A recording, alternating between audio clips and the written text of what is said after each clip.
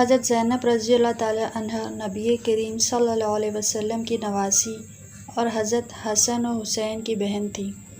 مسلمان خواتین میں حضرت زینب کی شخصیت ایک منفرد اور تاریخ ساز حیثیت رکھتی ہے۔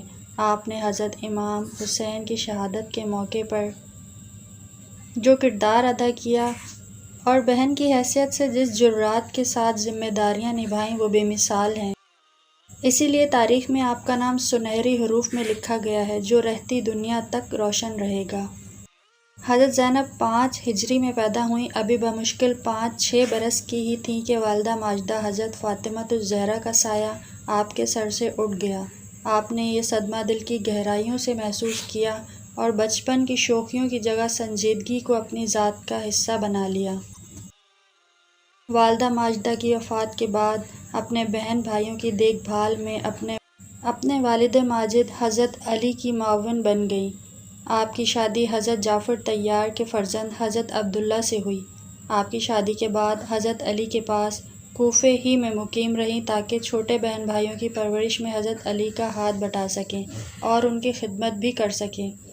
حضرت علی کی شہادت کے بعد آپ مدینہ منورہ تشریف لے آئیں۔ زینب اپنے والد ماجد حضرت علی سے بہت متاثر تھیں۔ آپ نے حضرت علی سے دلیری اور حق گوئی کی صفات حاصل کیں۔ قدرت نے آپ کو انصاف اور جرات کی گراں قدر خوبیاں ورثے میں عطا فرمائی تھیں۔ آپ کو قرآن و حدیث پر بھی عبور حاصل تھا۔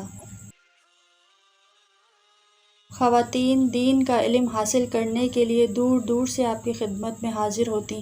آپ انہیں دینی مسائل سے آگاہ کرتیں۔ آپ کے اسی علمی مرتبے کی وجہ سے آپ کو عقیلہ بنی ہاشم کے نام سے پکارا جاتا تھا، جس کے معنی ہیں ہاشمی خاندان کی عقل مند خاتون۔ حضرت امام حسین نے جب دیکھا کہ حاکم وقت دین کے اصولوں سے ہٹ گیا ہے اور اپنی ذاتی بادشاہت قائم کرنا چاہتا ہے تو آپ نے اسلام کے تحفظ اور دین حق کے استحکام کے لیے کربلا کا سفر اختیار فرمایا۔ حضرت زینب جانتی تھیں کہ یہ راستہ کس قدر پرخطر ہے، لیکن آپ نے اپنے بھائی کو تنہا چھوڑنا گوارا نہ کیا۔ اپنے شوہر سے اجازت لے کر نہ صرف خود حضرت امام حسین کے ساتھ روانہ ہوئیں بلکہ اپنے دونوں جگر گوشوں اون و محمد کو بھی ہمراہ لے لیا۔ یہ دونوں فرزند اللہ کی راہ میں اپنے عظیم ماموں سے وفاداری کا حق ادا کرتے ہوئے شہادت کے مرتبے پر سرفراز ہوئے۔ حضرت زینب کی یہ قربانی بھی تاریخ کا ایک سنہری باب ہے۔ آپ نے ثابت کر دیا کہ راہ حق میں آگے بڑھنے والوں کے ساتھ دینا دین کا اہم فریضہ ہے۔ سانحہ کربلا میں جب حضرت امام حسین اور ان کے جانثار ساتھی شہید ہو گئے تو پسماندہ خواتین اور بچوں کے لیے غم و اندوہ، خوف و ہراس، مایوسی اور سراسیمگی کے ان لمحات میں حضرت زینب ہی ان کا سہارا بنی۔ آپ نے اس وقت کمال صبر و استقامت سے کام لیا۔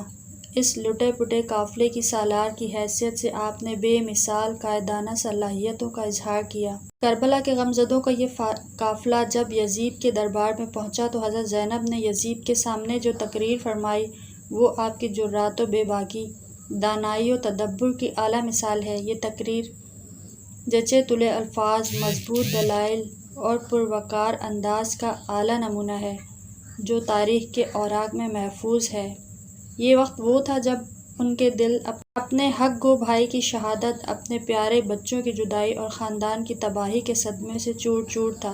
شدید بے بسی کا عالم تھا، چاروں طرف دشمنوں کا گھیرا تھا۔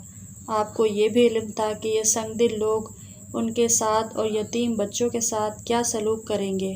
ایسے نازک اور پرخطر وقت میں ثابت قدمی کو ثبوت دینا اور جابر حاکم کے سامنے کلمہ حق کہنا کوئی آسان بات نہ تھی، مگر حضرت زینب نے ثابت کر دیا کہ مومن مرد ہو یا خاتون، اسے اللہ کے سوا کسی کا خوف نہیں ہوتا اور اس کی زبان سے کلمہ حق کے سوا کچھ نہیں نکل سکتا۔ جابر حاکم کے روبرو یہ کہنا کتنا مشکل ہے، اللہ کی قسم، میں اللہ کے سوا کسی سے نہیں ڈرتی اور اس کے سوا کسی سے شکوہ نہیں کرتی، مگر ہمارے خاندان کے قتل سے بے حیائی کا جو دھبا تو نے اپنے دامن پر لگایا ہے وہ قیامت تک مٹ نہ سکے گا۔ حضرت زینب کا ایمان تھا کہ ظالم کے ظلم کی پردہ پوشی کرنا بھی ظلم کا ساتھ دینے کے مترادف ہے، چنانچہ جب اہل کوفہ خاندان رسالت کی غریب الوطنی پر آنسو بہا رہے تھے تو حضرت زینب نے فرمایا، اے کوفے والو، تمہاری مثال اس عورت کی سی ہے جو اپنی رسی مضبوط بٹتی ہے اور پھر خود ہی اسے ٹکڑے ٹکڑے کر ڈالتی ہے۔ تم نے اپنے وعدوں کو توڑ ڈالا، قسمیں کھا کھا کر پلٹ جانے والو، تم نے کس بری طرح اپنی عاقبت خراب کر لی ہے۔ اب اللہ کے غضب سے ڈرو اور اس کے عذاب کے لیے تیار رہو۔ کوفیوں، تم نے وہ کام کیا ہے جس کے سبب قریب ہے کہ آسمان پھٹ پڑے، زمین شق ہو جائے اور پہاڑ ریزہ ریزہ ہو جائیں۔ دین کی راہ میں بڑی سے بڑی مشکل کس حوصلے اور پختہ عزم کے ساتھ برداشت کی جا سکتی ہے، اس کا بہترین نمونہ حضرت زینب نے پیش کیا، جو مسلمان خواتین کے لیے ایک روشن مینار کی حیثیت رکھتا ہے۔